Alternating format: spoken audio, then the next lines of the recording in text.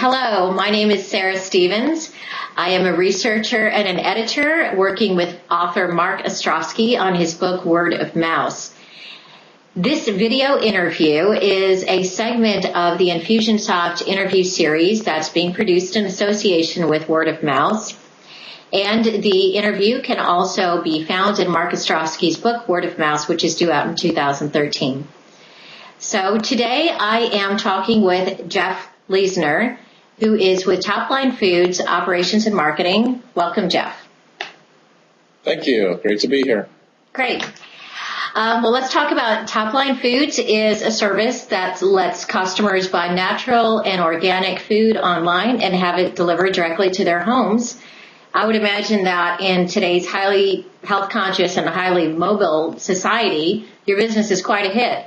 So why don't you tell us a little bit about the company, its history, and the business model? Yeah, well, it's evolved quite a bit. We've started about 3 years ago, and through the process of learning what customers want, what they're looking for, we've changed our product offerings quite a bit. So today in its present form, we basically, like you said, deliver all natural organic foods directly to people's homes, free of additives, preservatives, no hormones, no steroids, no antibiotics. A lot of publicity out in different movies, Food Inc., and different things like that about what's actually going into our food. So you're right, it is a big growing segment of the population that more and more people are becoming concerned about, what's going into their food and wanting to buy from a more real and whole food type company. So yeah, that's what we are today, and it's growing in speed and momentum. So okay, great. Well, the book Word of Mouse it talks about the internet and other technologies as disruptive forces in terms of how they impact the way people live, learn, work, play, communicate, and so forth. It seems to me like Topline Foods is the kind of company that speaks to several of those categories. And I'd like for you to tell us a little bit about how you see the company playing a role in the way people are changing the way they live. Yeah, it's been a tough thing for us because people are so conditioned to, they're hungry, they go out to eat, they pull over to a fast food restaurant, or they stop at a grocery store on their way home from work. So for people to take the time to sit down and research it has been a challenge for us. So it's really about educating the customer, number one, on why they should eat all natural organic foods, and then for the people who already know what they want and they go searching for it, we want to be made easily for those people to find them, to find us and make a purchase really easily. So for us, it was a lot about changing people's habits and getting them to plan ahead a little bit, because when you're hungry, probably the last thing you think of doing is going online and ordering food and, waiting a couple of days for it to get there. So that's been a hurdle that we've had to overcome. So. All right. I'm sure, the day's coming. I think people are ready for it, or they're ready to want it, It's just a matter of bridging that gap. Obviously, I've been to your website. It's a fantastic website. And obviously, just by the nature of what you do, databases must be at the very heart of not only your marketing, but also the fulfillment of your service. So I'd like to ask you a few questions about how you use CRM, customer relationship management, to conduct your database marketing and drive sales through email, as well as handle your fulfillment. First of all, if you can tell us about your approach to CRM, I understand that you use Infusionsoft as we do at RazorMedia. When did you first start using Infusionsoft? Pretty much right at the start of our business about 3 years ago.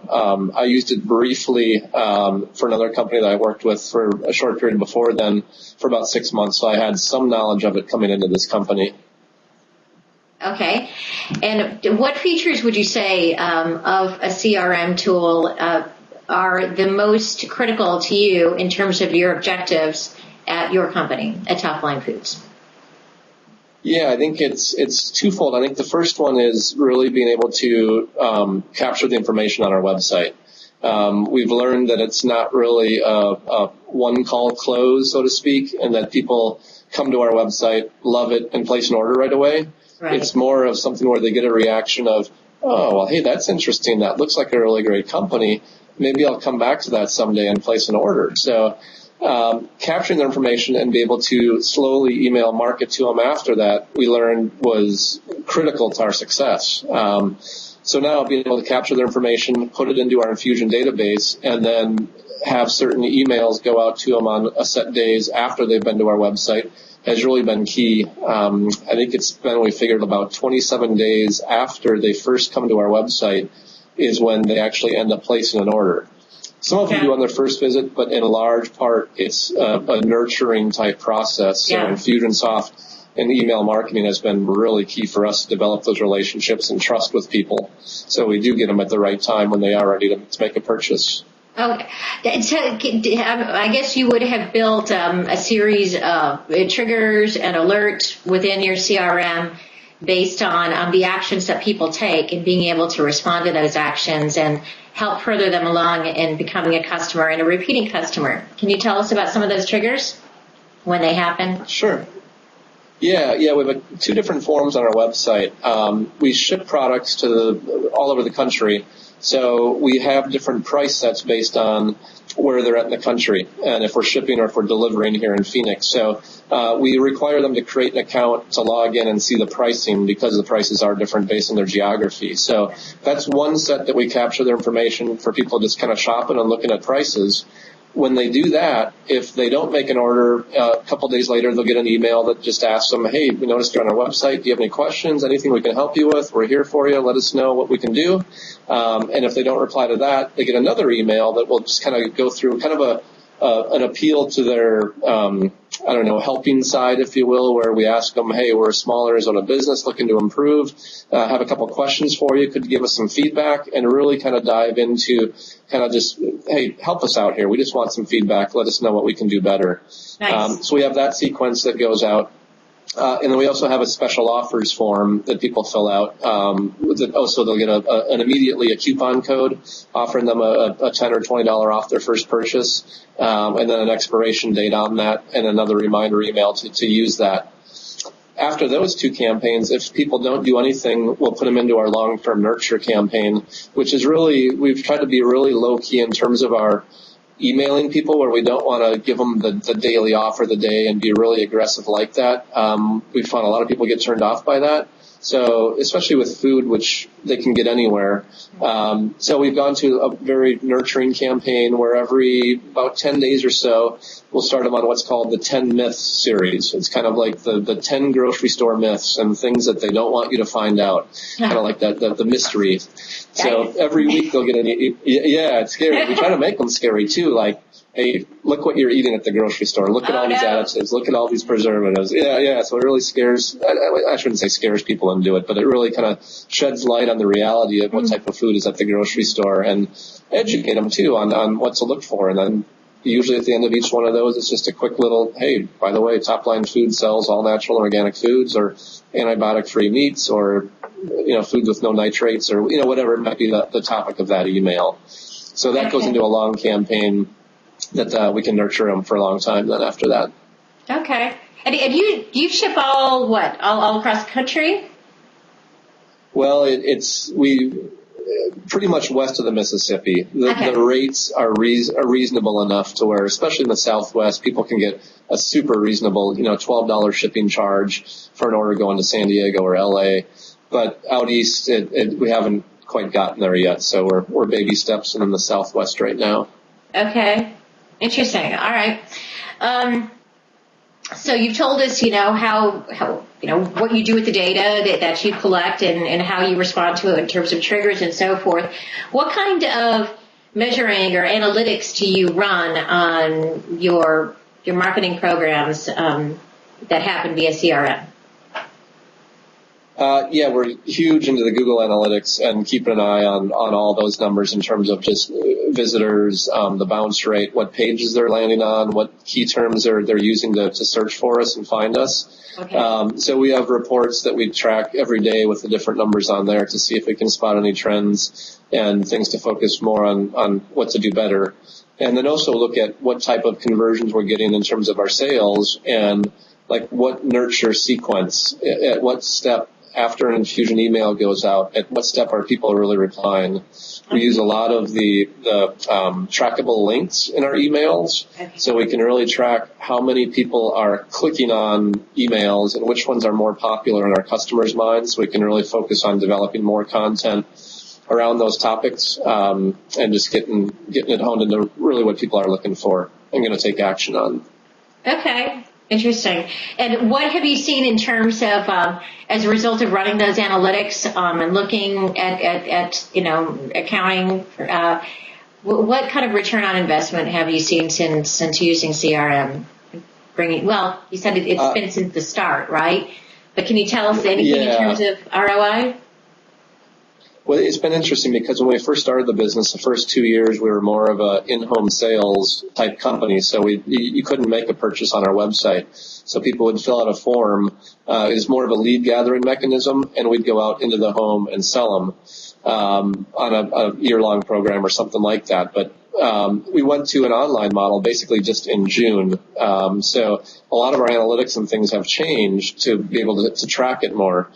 So there's been no one in our long-term nurture campaign that's gotten all the way through it yet. So we haven't gotten into that challenge yet of what content do we give them now, other than our monthly newsletter.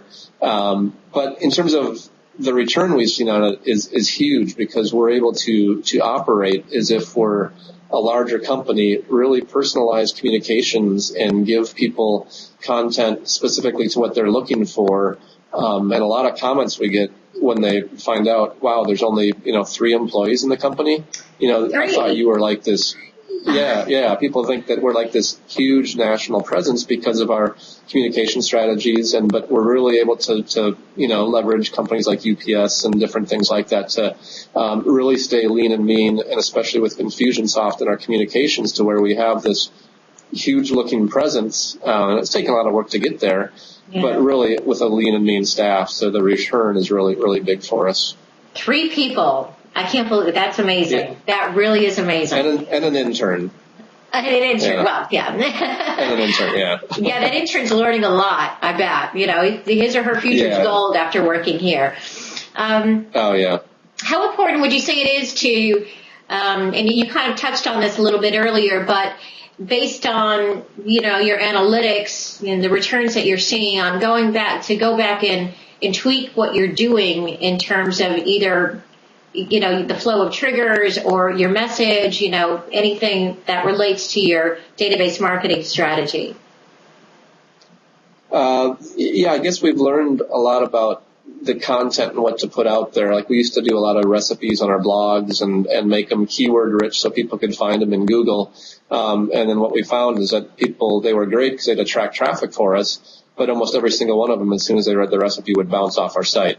So it was good for people to find us, but hey, we're in this to make money too, so it's nice to convert some of those people to sales and leads and things like that as well too. So it's been very helpful for us to determine that. And then also just through our Facebook and the trackable links and Infusionsoft, being able to learn what people click on, and whether it's grass-fed beef or the paleo diet is a new diet that's really gaining a lot of speed in the marketplace, and it's a good little niche for us. So learning things like that has been very helpful for just learning kind of what people are looking for by what they're clicking on. What is the paleo diet? It's also called the hunter-gatherer diet, and it kind of goes back to it's called the caveman diet as well. It kind of goes back to like a bird wouldn't eat a dog. It's like whatever man can hunt and gather is what man should be eating, and people in general. So it's a diet on lean meats, free-range chickens, fruits, vegetables, kind of back to the caveman days of what you could hunt and gather is kind of what's on it. And it's some great health benefits to it. So. Oh, well, it kind of makes sense, just, following nature's lead, right? Exactly, right. Yeah. So you mentioned Facebook. I am really curious to know, because it seems like you guys would be perfect for this, and I'm sure you're already doing it, but I'd love to hear about the extent of your efforts with social media, and also if you're doing anything with mobile apps, that kind of thing, We haven't gotten into the mobile apps yet. I know that's an important growing trend. And I think for food, when they search for it, probably they're looking for something to eat now, maybe. Although our analytics for people who find us on their mobile device, Android or iPhone or whatever, are actually pretty good. Like they click on 4 or 5 pages and they actually look around a little bit. So that's been encouraging, but I know we need to kind of get a little sharper in that area. In terms of our social media aspects, Facebook and Twitter are the main ones that we use. We're kind of starting to dabble in Google Plus, but really just trying to create some passionate fans and encourage our people. And that's partly what we do through the help of Infusionsoft. Is within the campaigns that we have are obviously all of our social media links, and we encourage people to give advice, give some feedback. Hey, how did you like your last delivery? Pick your favorite social media site. Go out there, let the world know what you thought of it. We stand behind all our products 100%. If you don't like something, we'll make it right for you. Hey, don't just let us know. Let the world know. Yeah. And we find that's real valuable too, to also put the recipes and things like that, because then it's more of a branding thing that we can share that information, still get it out to them, and have it shared with their friends, and kind of gauge that. Really just get in front of the right person, kind of gauge that curiosity, like Topline Foods, who is that? That looks pretty interesting, or I like what they stand for, and get them into our funnel that way. That's outstanding.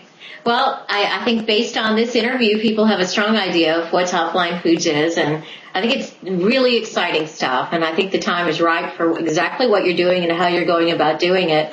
So I can't wait for you to kind of, extend your arm out to our neck of the woods, and I'll have to look into that caveman diet for sure. Is there anything else? Well, we should be to you soon.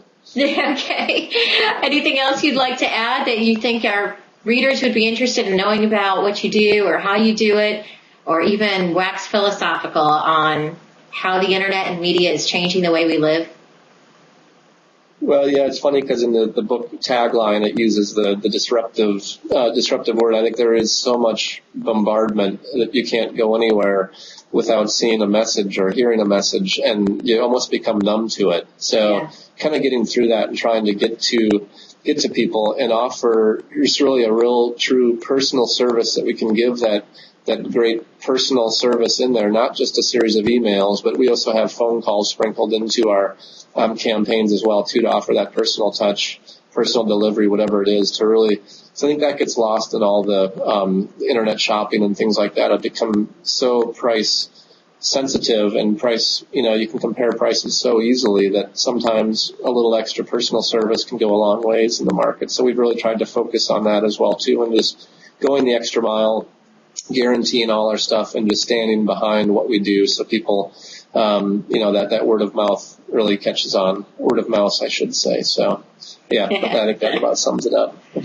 Well, I really hope that you're able to hold on to that personal touch, because, it really has made a comeback, and it's the tried and true method of customer service, is just getting personal. And, I don't know how you're able to do it with just, such a lean staff, and to do it so extensively and effectively, but I hope you're able to continue doing it as you move on with your success. Great. Thank you so much, Sarah. Appreciate it.